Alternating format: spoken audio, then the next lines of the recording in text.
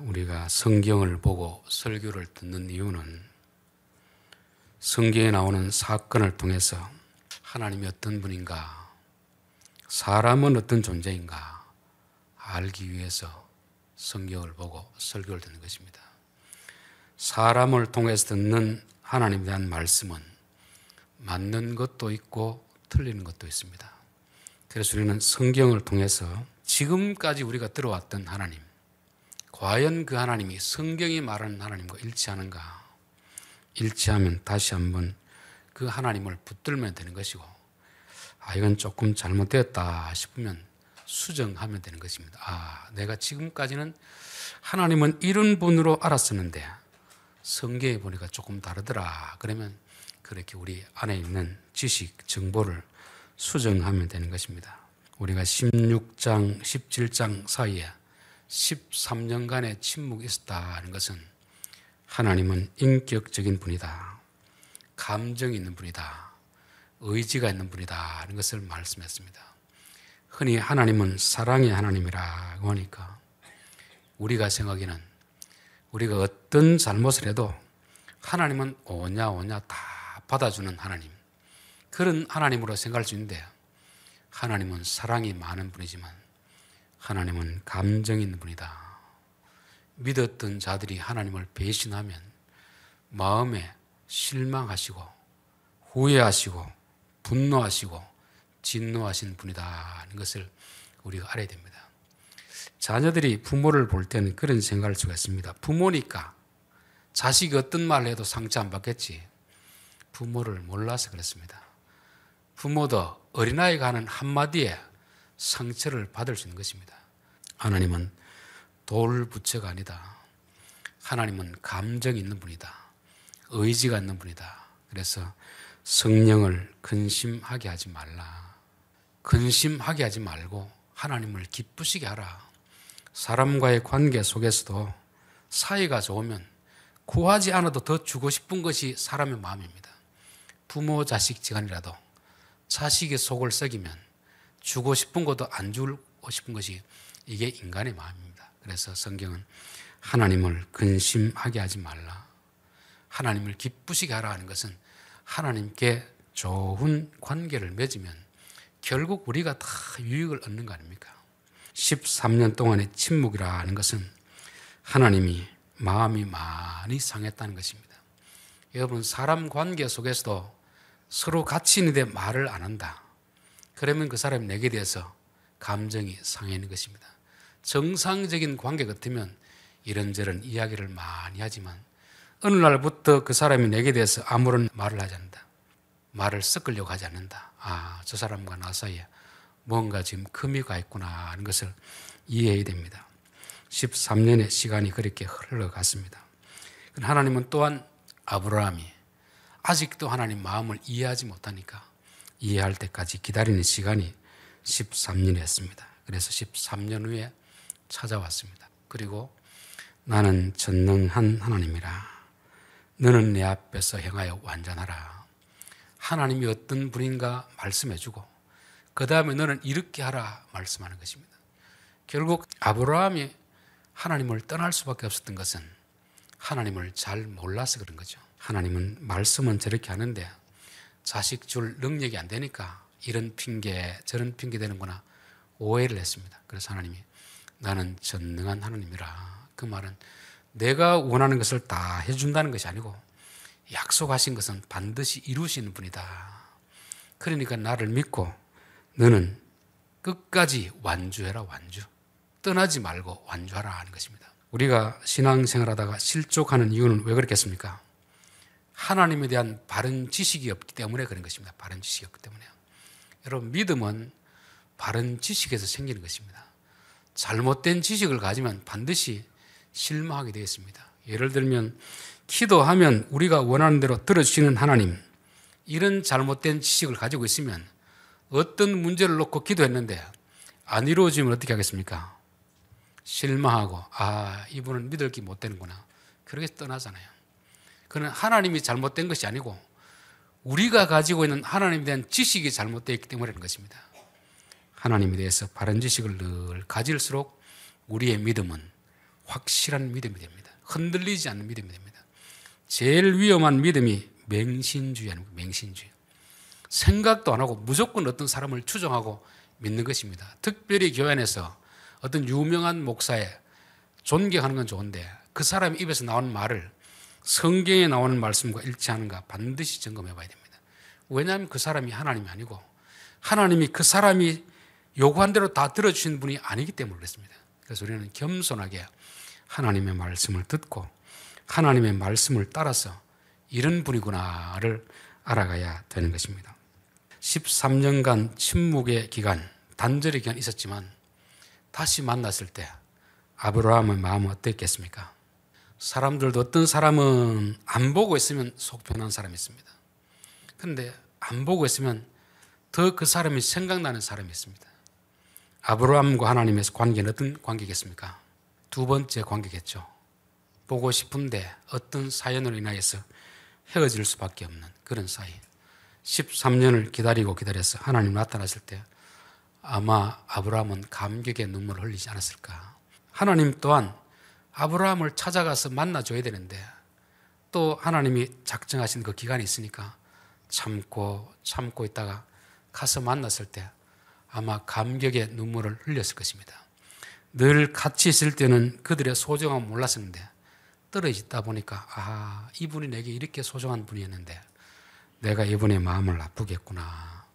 그런 후회함이 몰려온 것이고 그래서 아브라함과 하나님 사이에 13년은 참 견디기 힘든 기간이었지만 하나님이 내게 이렇게 소중한 분이구나를 깨닫는 그런 또 기회가 되었습니다.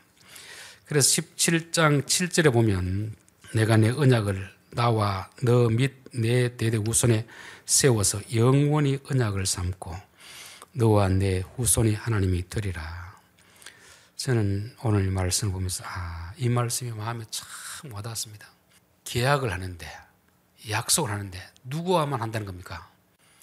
아브라함만 하는 게 아니고 아브라함과 너 후손에게까지 한다.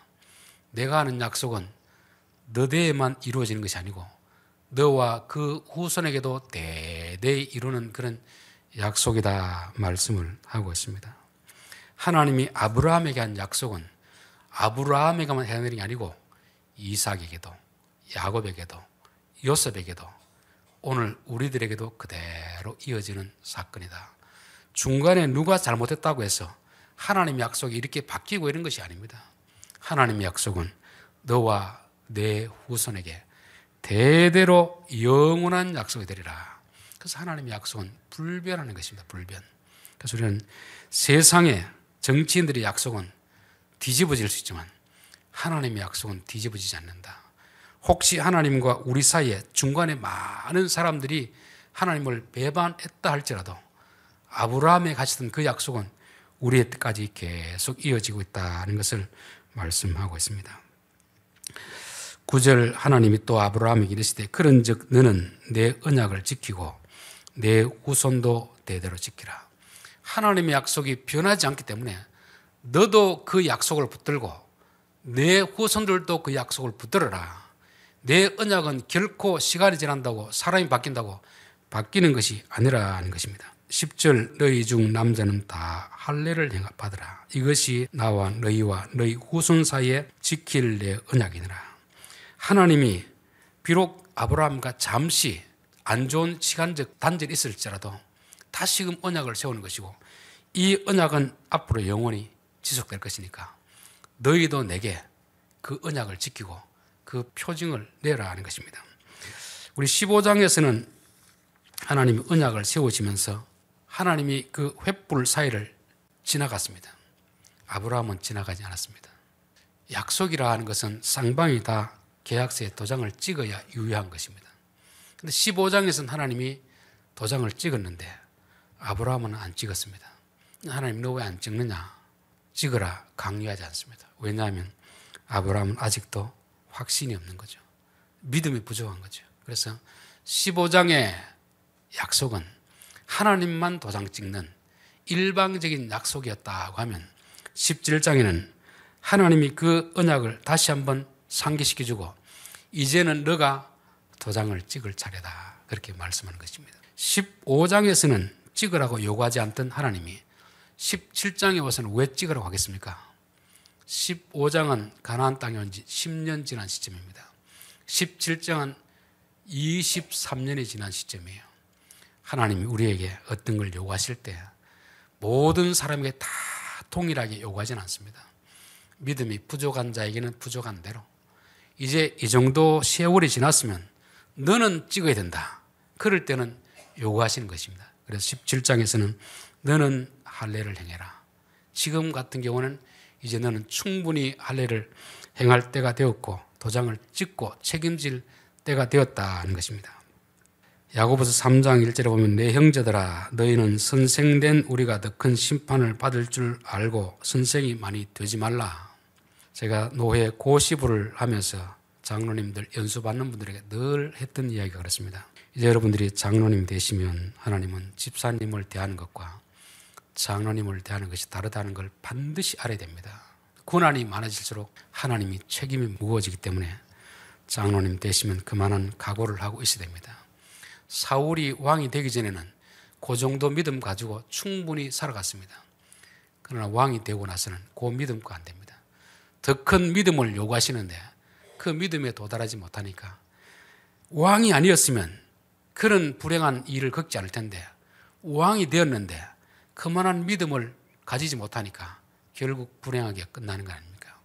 여러분, 하나님은 백성을 대할 때, 성도를 대할 때 똑같이 대하지는 않습니다.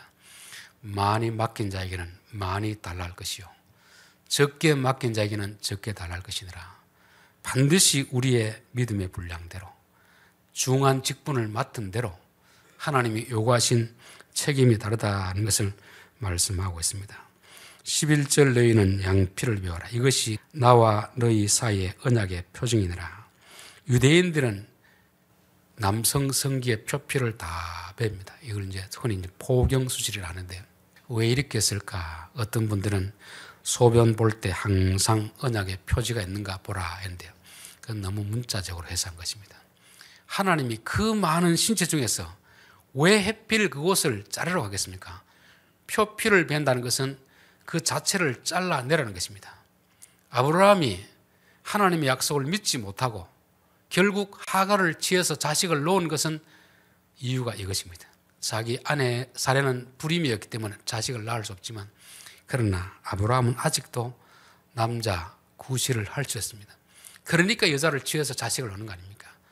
너 그거 잘라라. 그거 잘라야 나를 온전히 따를 수 있다는 것을 말씀하는 것입니다. 우리가 하나님을 온전히 의지하지 못하게 되는 것이 결국 하나님이 없어도 내 스스로 할 수 있습니다. 그 어떤 것이 있기 때문에 그것입니다. 하나님 그거 잘라내라 하는 것입니다. 신약에 보면 부자 청년이 와서 어떻게 하면 영생을 얻겠습니까? 계명을 지키라. 계명을 다 지켰습니다. 내 재산 팔아서 가난한 자들에게 주라 하니까 재산이 많음으로 근심하여 예수님을 떠났더라. 그는 영생을 얻기를 원했고 예수님을 따라가면 영생을 얻는데 예수님을 따르지 못한 이유가 자기 가진 재산이었습니다. 즉 하나님보다 재산을 더 의지했던 것이죠. 그거 잘라내라. 돈을 버리라는 게 아닙니다. 돈을 신으로 섬기지 말라는 것입니다. 그게 할례인 거죠. 할례. 여러분, 우리에게 할례를 행해야 될 부분은 무엇입니까? 사람들마다 다 다를 것입니다. 어떤 사람들에게는 가족이, 부모가 하나님 앞에 나가는데 하나님을 의지하는데 방해가 될 수 있습니다. 아브라함에게 내 고향, 본토, 친척, 아버지 집을 떠나라 하는 것은 이제는 부모보다 하나님을 더 의지하라. 부모를 사랑하지 말라는 게 아닙니다. 사랑하지만 신처럼 떠받들지 말고 부모가 내 인생 모든 걸 다 해줄 것이다. 그런 생각 내려놓고 하나님을 의지하라. 어떤 사람은 건강이 하나님보다 더 앞설 수가 있습니다. 야곱도 돌아올 때 자기 형이 있으니까 양들은 다 앞에 내보내는 것입니다. 자기 몸만 남는 거죠. 양들을 다 잃어버려도 건강한 내 몸뚱아리 하나 있으면 충분히 나는 재기할 수 있다. 그 생각을 가지고 야복강에서 씨름하는 것입니다. 하나님이 환도뼈를 쳐버리잖아요. 절름발을 만들잖아요. 이래도 너 하나님 의지하지 않을래? 하나님보다 더 의지하고 있는 그 무엇이 좋은 것 같은데 사실은 신앙생활하는데 아주 방해가 되는 것입니다. 있더라도 하나님 나 돈 의지하지 않겠습니다. 부모를 의지하지 않겠습니다. 자식을 의지하지 않겠습니다. 남편을 의지하지 않겠습니다. 내 직장 의지하지 않겠습니다. 내가 가진 물질 의지하지 않겠습니다. 그렇게 되면 그 물질 모든 관계가 포기되지만 그 물질이 하나님 앞에 나가는데 방해가 된다면 반드시 할례를 행해야 됩니다. 잘라내야 됩니다. 그거 안 자르고는 하나님과의 관계가 진척될 수 없는 것입니다. 14절 할례를 받지 아니한 남자 곧 그 표피를 베지 아니하는 자는 백성 중에서 끊어지리니 그가 내 언약을 배반하였습니다. 하나님과 우리 사이는 언약의 관계입니다. 언약의 관계. 구약, 신약. 예수님 오기 전에 맺었던 언약, 예수님 온 이후에 맺었던 언약, 그 언약 관계거든요. 언약을 저버리는 자는 그 백성 중에서 끊어진다는 것입니다. 우리가 흔히 이제 하는 말이 있습니다. 한 번 구원은 영원한 구원. 하나님을 믿는 자는 결코 지옥 가지 않는다. 이게 잘못된 장로교의 교리입니다. 감리교에서는 구원받은 자라도 언제든지 버림받을 수 있다. 다 성경에 있는 말씀입니다. 서로가 오해하고 있는 거죠. 서로가 오해하는 거예요. 왜 오해하냐? 하나님을 믿는다는 것이 무엇인지 모르기 때문이에요. 우리는 하나님 믿습니다. 말로만 믿는다고 하는 사람들은 충분히 지옥 갈 수 있습니다. 믿음은 말로 믿고 반드시 뭐가 따라가야 됩니까? 순종이 따라갈 때 그 믿음이 구원에 이르는 믿음이지, 말로만 믿는다고 열심히 신앙생활하는데 궁극적인 모든 면에서 꼬치꼬치 하나님의 말씀을 순종하라는 게 아니고 가장 중요한 핵심에서는 그분을 붙들고 가야 됩니다. 여러분, 예수를 믿는다는 것은 예수님이 나를 위해서 돌아가셨다, 그 사실을 지적으로 인정하는 게 아닙니다. 감성적으로 감사하고 감격하는 게 아닙니다. 의지적으로 따라가는 것입니다. 왕으로 삼고 따라가는 것입니다. 즉 믿음에는 반드시 순종이 따라야 되는데 순종이 안 따르는 그 믿음은 믿음처럼 보이지만 성경이 요구하는 그 믿음 아닙니다. 그래서 오늘날 교회 안에도 보면 그냥 말로만 믿는다고 하는 그 믿음을 가지고 구원받은 것으로 그렇게 오해하는 사람이 많이 있습니다. 그러다 보니까 저분이 교회 다녔는데 나중엔 교회 안 나오고 결국 죽을 때까지도 안 믿는 사람, 그 사람은 천국 갈까요? 지옥 갈까요? 당연히 지옥 가는 거죠. 예수를 믿으면 영생을 주신다고 한 거지, 예수를 안 믿는데 믿는 척하는 사람은 영생을 주시지 않습니다. 이게 하나님의 계약이거든, 계약. 예수를 믿는 자마다 believe in, 예수 안으로 들어가서 그분을 따라가는 순종한 믿음을 믿음이라 하는 것입니다. 마태복음 22장에 보면 천국에 대한 비유가 나오고 있습니다. 천국은 마치 잔치를 베푼 것 같다. 그래서 택한 사람을 부르러 오니까 바쁘다고 안 옵니다. 그래서 길거리 가서 아무나 불러와라, 만나는 사람 다 불러와라. 그래서 사람들이 다 그 잔치에 참여했습니다. 주인이 나왔습니다. 쭉 살펴보니까 어떤 한 사람이 예복을 입지 않은 사람이 있습니다. 당신이 왜 예복 안 입었습니까? 나가십시오. 잔치에 들어오는까지는 자유입니다. 그 자리에 들어왔으면 그 주인이 원하는, 우리 집에 들어온 사람은 다 예복을 입어야 됩니다. 그 주인이 정한 규칙이 있습니다. 그 규칙에 따르는 사람들은 그 안에 머물 수 있지만 들어왔는데 규칙을 안 따른다, 순종하지 않는다, 내보내는 것입니다. 이게 성경의 구원의 교리인 것입니다. 마태복음 25장이죠. 세 가지 비유가 나옵니다. 열처녀의 비유, 달란트 비유, 양과 염소 비유. 그걸 보면 마치 우리가 무슨 일을 해야 구원을 받고 안 하면 구원에서 탈락되는 것 같은데, 그건 무슨 착한 일을 하느냐 안 하느냐가 중요한 게 아닙니다. 믿는다고 하는 사람들이 그 믿음이 순종으로 나타나느냐 안 나타나느냐, 세 가지 이야기는 다른 이야기 같지만 그 이야기입니다. 너희들이 진짜 나를 믿었느냐? 그러면 이런 순종이 있는가? 그거를 점검하는 것입니다. 그래서 우리는 항상 내 믿음이 진짜 믿음인가 점검해 봐야 됩니다. 부르심을 받은 자는 많지만 택함 받은 자는 적다는 말이 그 말이에요. 교회 오는 사람 많이 있는데, 믿는다고 말하는 사람 많은데 진짜 하나님 말씀을 순종하는 사람은 적다는 것입니다. 그래서 우리가 주여 내가 예수를 믿는다고 말만 하는 신앙이 아니라 정말 기쁨으로 주님 하시는 그 말씀에 순종하는 자가 되게 없어서 구약에서도 신약에서도 하나님이 아브라함을 은혜로 불러주시지만 이제 너 계약을 맺어야 된다. 할례를 행하라. 할례 행하지 않는 자는 백성 중에서 끊어진다. 예수를 믿지 않는 자는 아무리 교회를 오래 다녀도 백성 중에서 끊어진다. 그 믿는다는 것은 순종하는 자리까지 나가는 것입니다. 우리가 100% 다 순종하는 걸 할 수 있는 건 아니지만 그래도 어린아이 때는 어린아이의 믿음의 수준에서, 어른일 때는 어른의 믿음의 수준에서 순종해야 됩니다. 평신도일 때는 평신도의 수준에서 순종하는 것이고, 집사일 때는 집사의 수준에서 순종해야 되는 것이고, 목사일 때는 목사의 수준에서 순종해야지. 그 순종하지 않고 나는 믿는다. 물론 넘어질 수 있습니다. 불순종할 수 있습니다. 그러나 하나님이 다시 한번 기회를 주면 궁극적으로는 순종의 자리로 나아가야 그게 택함 받은 자이지, 그런 자를 버리지 않는다는 것이지, 그렇지 않고 자기 말로는 믿는다고 하는데 하나님 몇 번의 기회를 줘도 결국 순종하지 않고 회개하지 않고 자기 길을 가는 사람들은 성경에서 그런 자는 택함 받은 자가 아니고 버림받은 자라는 것을 말씀하는 것입니다. 15절 하나님이 또 아브라함에게 이르시되 내 아내 사레는 이름을 사레라 하지 말고 사라라라. 앞에서는 아브라함 이름을 바꿔줬죠. 여기서는 사레 이름을 바꾸는 것입니다. 이 가정이라는 공동체는 한 사람만 바뀌어서는 안 됩니다. 부부는 일심동체 아닙니까? 두 사람이 같은 가치관을 가지고 가야 뭐가 되지. 생각이 전혀 다르면 계속 트러블이 생기는 것입니다. 가족도 마찬가지예요. 하나님이 먼저 아브라함 이름을 바꿔주고 그 다음에 아내 이름을 바꿔라. 여러분, 이름을 바꾼 건 뭐라고 했습니까? 그 사람의 가치관을 바꾸는 것입니다. 인생관을 바꾸는 것입니다. 목표가 같아야 되잖아요. 한 사람은 돈 버는 게 목적이고 한 사람은 믿음 생활 잘하는 게 목적이고, 이 두 사람이 이렇게 살면은 이게 가정이 제대로 안 됩니다. 한 방향으로 나가라. 한 방향으로.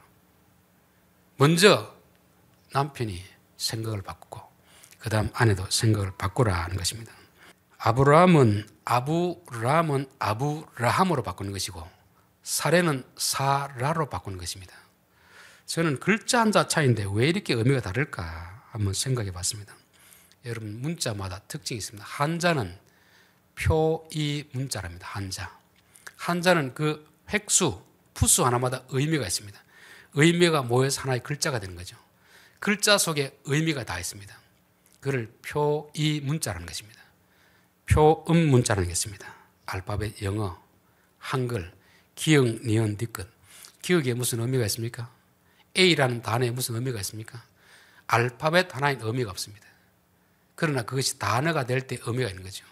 예를 들면 제 이름이 연걸이라고 했을 때 이응에는 의미가 없습니다. 여에도 의미가 없습니다. 니은에도 의미가 있어요. 요 자음 모여가 한 글자가 되었을 때 비로소 의미가 있는 거죠. 근데 이제 히브리어 하는 분들 중에서는 소위 말해서 제대로 배우지 않고 야매로 배운 사람들이 있습니다. 그래서 유튜브 보면은 히브리 단어 하나, 알파벳 하나의 의미를 부여해가지고 설명을 쭉 하는 사람이 있습니다. 저도 처음 들을 때는 이야 신령하다 했는데 나중에 교수님들 들어보니 그거는 신령한 게 아니고 야매다, 야매. 어줍잖게 배워가 사람들을 혼선에 빠지는 것이다. 알파벳은 의미가 없습니다. 단어가 될 때 의미가 있거든요. 아브라함이라는 것은 아브라는 단어와 람이라는 단어가 모인 것입니다. 아브는 아버지입니다. 람은 존경받는 것입니다. 그래서 아브라함은 존경받는 아버지입니다. 아브라함이라는 것은 그 아브라함이라서 함이란 해가 들어가는데요. 성경에서 해라는 말은 뭐냐면 여호와의 약자입니다. 약자.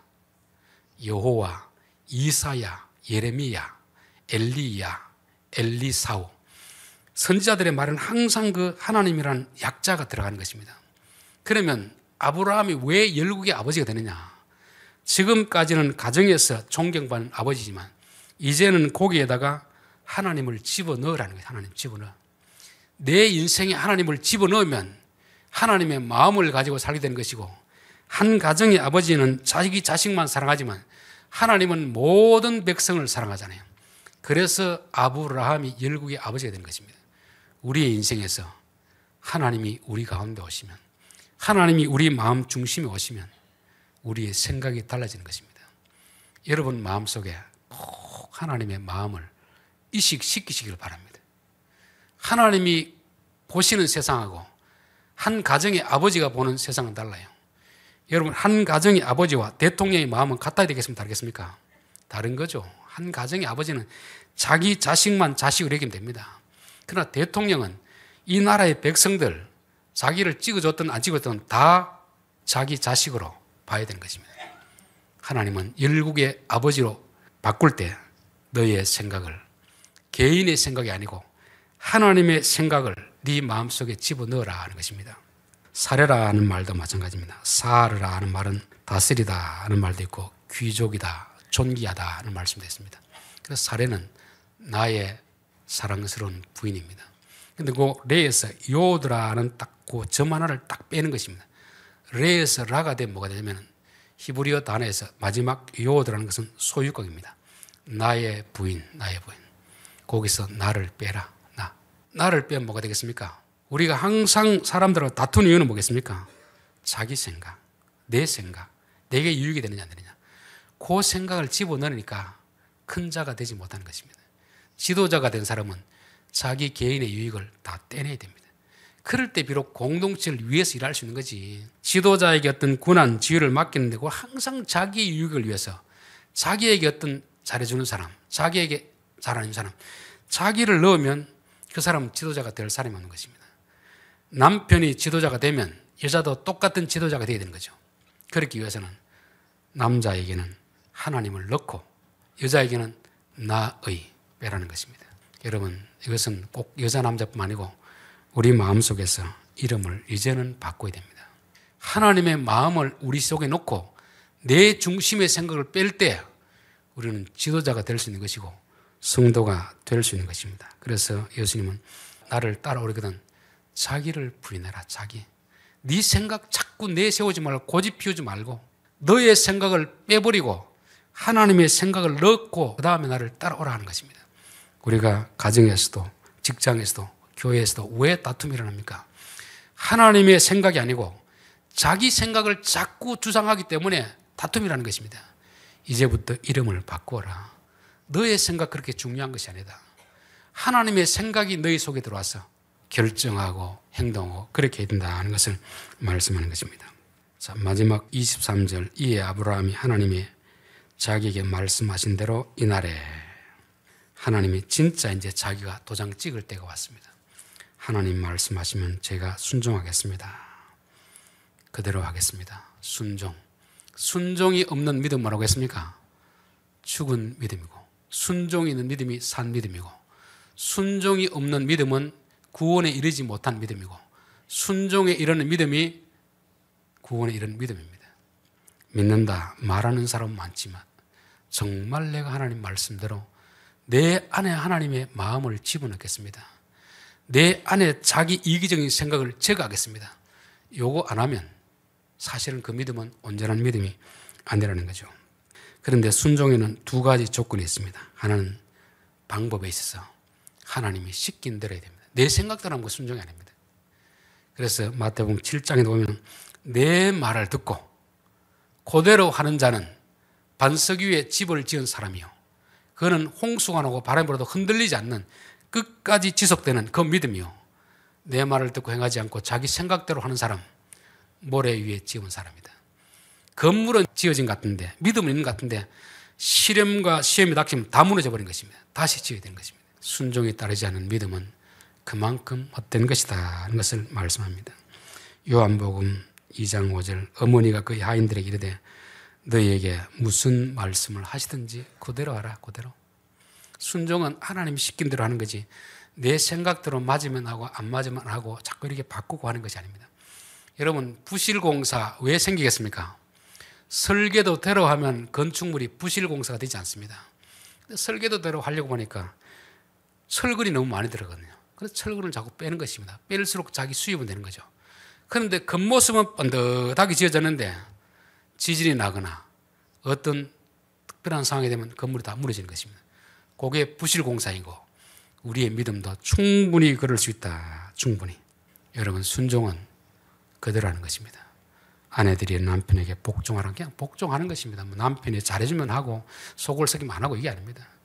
남편들은 아내를 사랑하고 기여를 하면 아내가 밥을 해주든 안 해주든 그냥 귀히 여기는 것입니다. 토를 달 게 없어요. 그냥 하나님이 말씀하시니까 하는 거지. 상대방을 보고 하면 이미 그것은 부실공사, 파손된 믿음이다 하는 것입니다. 하나님이 말씀하신 대로 이해가 안 되대로 그대로 하는 것입니다. 그래서 베드로는 깊은 데 그물을 던지라니까 상식으로 안 맞거든요. 새벽녘에는 고기가 다 앞쪽으로 오는데 깊은 데 가라고 하니까 안 맞습니다. 밤새도록 잡았는데도 안 맞지만 그러나 그 말씀에 의지하여 그 말씀, 현실하고 말씀은 안 맞기 때문에 순종하기 어려운 것입니다. 그 말씀에 의지하여 하겠습니다. 여러분, 순종은 시킨 대로 하는 거지 내가 막 조정하고 변경하고 했던 게 아닙니다. 그 다음에 중요한 것은 때가 있습니다. 이날에 그날에 이날에 그날에. 여러분, 아브라함에게 있었던 남자들이 몇 명 정도 되겠습니까? 오늘처럼 병원이 있는 것도 아니고 수술 칼이 있는 것도 아니고 마취제가 있는 것도 아니고 하나님 도저히 오늘 다 못하겠습니까? 한 일주일 걸려서 하겠습니다. 또 각 사람들의 동의를 구해서 하겠습니다. 그러면 순종 못합니다. 그날에 당일에 순종은 즉시 하지 않으면 순종이 될 수가 없는 것입니다. 달란트의 비유 보면은 5달란트, 2달란트, 1달란트 받은 사람 차이는 뭐냐면 5달란트, 2달란트는 바로 가서 순종하는 것입니다. 1달란트는 땅에 묻어두고 좀 나중에 내 할 일을 하고 나중에 하겠다는 것입니다.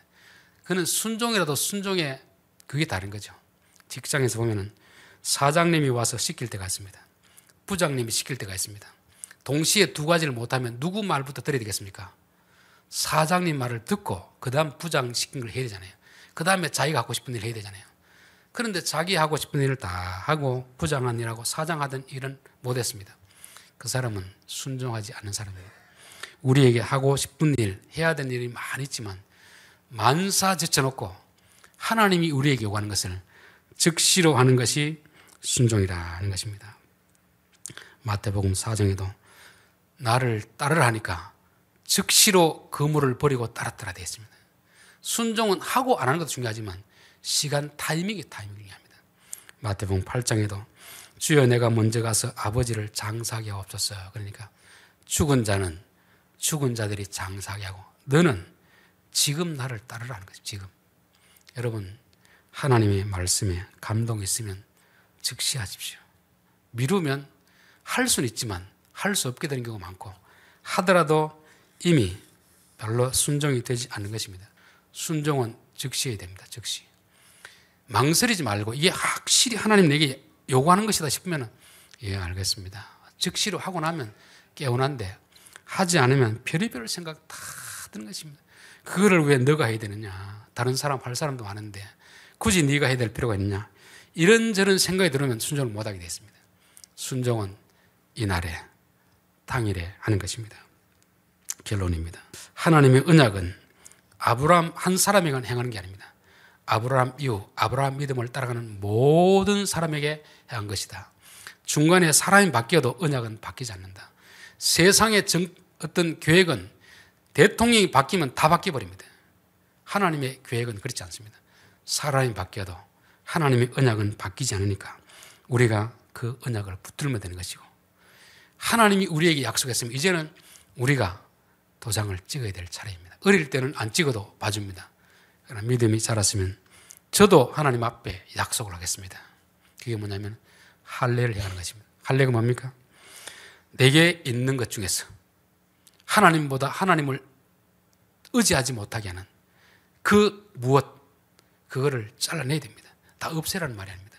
하나님 이제부터 이 부분에 대해서 이거 의지하지 않겠습니다. 하나님 의지하겠습니다. 돈을 더 의지하지 않겠습니다. 부모를 더 의지하지 않겠습니다. 남편을 더 의지하지 않겠습니다. 자식을 더 의지하지 않겠습니다. 내 건강을 더 의지하지 않겠습니다. 하나님을 가장 의지하겠습니다. 하나님을 의지하는데 방해되는 거 다 잘라내게 하옵소서. 그렇게 하는 것입니다. 이름을 바꿔야 됩니다. 아브라함에서 아브라함으로, 사레에서 사라로, 우리의 삶에서 하나님이 우리 마음 중심에 오셔야 되는 것이고, 나란 생각, 내 중심, 이거를 제거해야 비로소 하나님의 백성으로 살아갈 수가 있는 것입니다. 순종은 믿는 자의 당연한 것입니다. 선택이 아닙니다. 진짜 내 믿음이 가짜인가 진짜인가 확연하게 증명하는 것이 순종입니다. 순종은 말씀하신 대로 하는 것이고 말씀하신 때에 하는 것입니다. 여러분, 하나님의 말씀에 순종함으로 인해서 우리의 믿음이 하나님 보시기에 너의 믿음이 확실하다, 인침받을 수 있는 그런 믿음을 가질 수 있기를 바랍니다. 기도하겠습니다. 하나님 아버지, 하나님의 언약은 변함이 없습니다. 그렇기 때문에 우리가 하나님을 믿을 수 있습니다.